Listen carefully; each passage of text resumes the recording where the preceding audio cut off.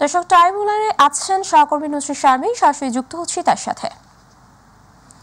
নুসরাত, আপনার কাছ থেকে জানতে চাচ্ছি উচ্চ আদালতের আর কি খবর আছে আপনার কাছে, জানাবেন।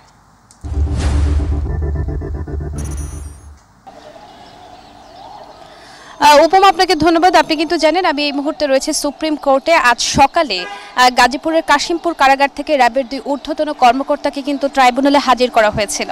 র্যাবের যে ঊর্ধ্বতন 2জন কর্মকর্তা রয়েছেন, একজন ছিলেন হচ্ছে মহিউদ্দিন ফারুক এবং আরেকজন আলেপ। এই দুজনকেই কিন্তু আসলে জুলাই গণ অভ্যুত্থানে যেই জুবাইর হত্যা মামলা ছিল সেই মামলায় কিন্তু তাদেরকে আসামি দেখানো হয়েছিল। আর আজকে ট্রাইব্যুনালে আসলে তাদেরকে আনা হয়েছে গুমের অভিযোগে। গুমের হত্যায় কিন্তু গুম এবং হত্যার অভিযোগে এটি হচ্ছে ট্রাইব্যুনালে আজকে প্রথম 2জন আসামিকে হাজির করা হয়েছে সকালে, যেটি আমরা আগের সংবাদে আপনাদের সঙ্গে যুক্ত হয়ে জানিয়েছি দর্শকদের।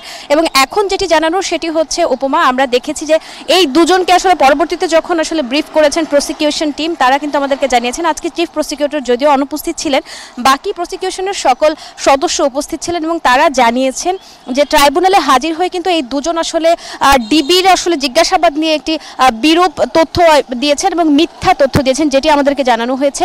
তারা কিন্তু সেখানে দাঁড়িয়ে আসলে কোনো অনুশোচনা বোধ তাদের মধ্যে দেখা যায়নি, সেটিও আমাদেরকে প্রসিকিউশন টিম বলেছেন। এবং এখানে একটি ব্যাপার যেটি লক্ষণীয়, আসলে ডিবির জিজ্ঞাসাবাদ নিয়ে তারা আসলে যে ভুল তথ্য দিয়েছেন, সেই সাথে তারা এটিও বলেছেন যে প্রসিকিউশন টিম কর্তৃক তাদেরকে আলাদাভাবে জিজ্ঞাসাবাদ করা হয়েছে, যেটি আসলে প্রসিকিউশন টিম যারা ছিলেন তারা বলেছেন যে তাদের সঙ্গে এই নিয়ে আসলে আগে পরে কোনো কথা হয়নি, তাদের সঙ্গে এর কোনো যোগসূত্র নেই। একটি ব্যাপার এখানে লক্ষণীয় উপমা, সেটি হচ্ছে আমরা সকাল থেকে যতটুকু দেখেছি যে তাদেরকে হাজির করার পর তাদেরকে হচ্ছে আরও আলাদাভাবে জিজ্ঞাসাবাদের জন্য আসলে তারা ভাবছেন যে কিভাবে কি করা যায়।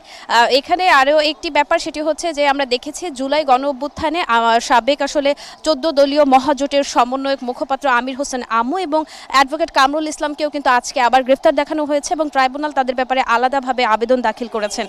বলেছেন যে এখানে তাদেরকে আসলে 4 তারিখ যেন আসলে ডিসেম্বর তো চলেই যাচ্ছে, আগামী আসলে মাসের হচ্ছে ফেব্রুয়ারির 4 তারিখ হচ্ছে ফেব্রুয়ারির 20 তারিখ আসলে তাদের বিরুদ্ধে আসলে প্রতিবেদন দাখিল করার কথা বলেছে ট্রাইব্যুনাল এবং 4 তারিখ হচ্ছে তাদেরকে ট্রাইব্যুনালে হাজির করতে বলা হয়েছে।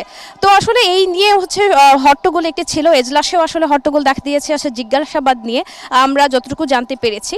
তো আমার কাছে আসলে এই ছিল উপমা সুপ্রিম কোর্ট থেকে সর্বশেষ। পরবর্তীতে আরও কোনো তথ্য থাকলে অবশ্যই আমরা আপনাদের সঙ্গে আবারও যুক্ত হব। ফিরছি আপনার কাছে। নুসরাত, আপনাকে ধন্যবাদ। দর্শক, সুপ্রিম কোর্ট থেকে আমাদের সাথে সরাসরি যুক্ত ছিলেন আমাদের সহকর্মী নুসরাত শারমিন, জানাচ্ছিলেন সেখানকার খবরাখবর।